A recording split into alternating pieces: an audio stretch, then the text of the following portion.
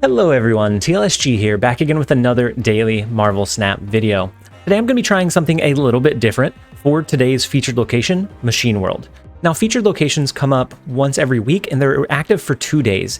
During those 2 days, they occur in 40% of games that are played. And so you'll be seeing this quite a bit, but not necessarily enough to build an entire deck around, but instead you should tech some decks or pick decks that navigate well outside of the featured location to run while this is in effect. And so what we're going to cover today is the top 5 deck techs that you should try out with this location.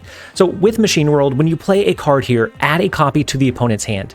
This makes for some pretty interesting mechanics. You can do a few cool things, not as much as Bar Sinister, mind you, but you can still do a couple of cool things. And for all of these decks, there is going to be a link to a video that I have covered, if I have covered them, in the description below, so that you can see how it's navigated. Of course, it's going to be outside of this featured location, but you can get the general idea and flow of the deck and how it operates. So the first deck that I want to cover is a Devil Dino Pool 1 deck. Now, if you're in Pool 1, Devil Dino is going to be great. Every single time that an opponent plays a card into Machine World, that is going to give you fuel for your Devil Dino. So you're very, very often going to have a max size Devil Dino that you're going to be able to throw onto the board on turn 5 or turn 6. And in addition to this, Sentinel does a phenomenal job because you can play Sentinel into Machine World. It will add a Sentinel onto their side of the board. If they try to play that card to get it out of their hand, it comes back. Because of Sentinel's vulnerability, add another Sentinel to your hand. So all of a sudden, they're going to start clogging up their own hand. It's going to be a little bit tougher to draw cards, but with this, you have to be mindful that they are going to have that 3 power that they can play every turn. Maybe at that point, they just shift strategies and they just go with flooding Sentinels onto the board if their in-game goals allow it. And so overall, a decent deck for this location in Pool 1, you should have quite a bit of success. So as you move into Pool 2, your Devil Dino deck can evolve by adding Collector, Agent 13, a few other cards. Now, this one is not specific to Pool 2, but it is going to be very close. So with this list, with Collector included, every single time an opponent plays a card into Machine World, that is going to give you a card into your hand that was generated from anywhere but your deck, so your Collector is going to buff up as well. And so you're going to be able to utilize this to kind of help buff your Collector a little bit. He's still going to be just okay in most scenarios, but it is a little bit of added benefit on top of your already decently strong Devil Dino and your kind of fun interaction with Sentinel. Now, as we get into Pool 3, that's where the fun happens. We do have a video on this exact build, but the fun with this list is that it uses Ronin as a pretty cool win condition. So with Machine World, we know that as we add and flood cards into that location, we're going to make the opponent's hand size larger. Ronin is going to scale with every single card that is in the opponent's hand. And so we're going to be able to use this with a last turn Maximus Mystique. Maybe we flood the board with an Angela, a Nightcrawler, a Mjolnir, and a Maximus on the final turn, all into that location to force them to basically have a full hand size, allowing us to cap out the upside of our Ronin. And so with this list, we also have Mystique as a way to drop Ronin on 5, Mystique as the first drop on 6, along with a Maximus to force them to draw into some additional cards. Then we have 2 really, really big Ronins on the board that are going to be pretty hard to compete with. And so this one feels like a very consistent contender. If the location is not in effect, this is still a pretty strong list. When it is in effect, you're going to get a lot of upside, a lot of cool utilization with your Ronin and being able to buff your Ronin up further. And then next up, we have something a little bit cheekier. If you're feeling kind of spicy, if you just want to run the odds, you can run an Agatha control list.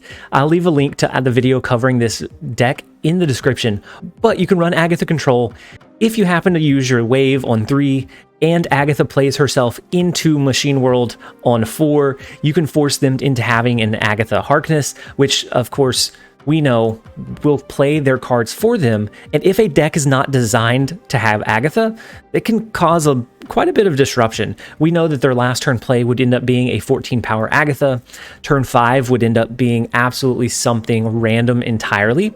And so maybe we could get some giggles out of it. This one I think is going to be a fun one to try. I don't know how consistent it will be because Agatha could play things like Quicksilver, Lady Sif, and Wave all into Machine World and give them those resources to utilize as well.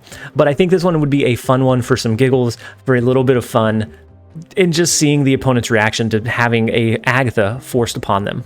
So the last one that I have is a counter style deck. Now, there are a few cards that synergize really well with Machine World in this list. So the Hood, we know that they're not going to get a lot of great utilization from the Hood. If we end up not dropping our Killmonger, they are forced to retaining that -2 power if they play it onto the board. If they don't, then they just have that extra card in hand. Or if they play that, we know that they have a demon, we can hold our Killmonger until the very end of the game, drop our Killmonger along with our demon so that we can get the 6 power token and they end up maybe leaning on it, and then it gets taken away and we can swing some of those locations.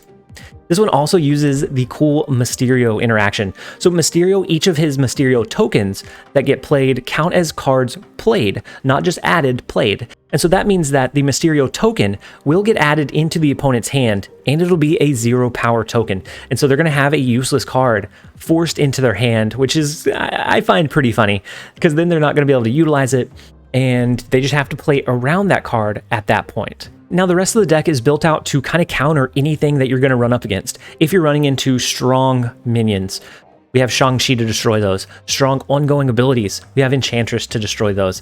We have Sarah and Magic as a way to extend the reach of the cards that we can play on the final couple of turns.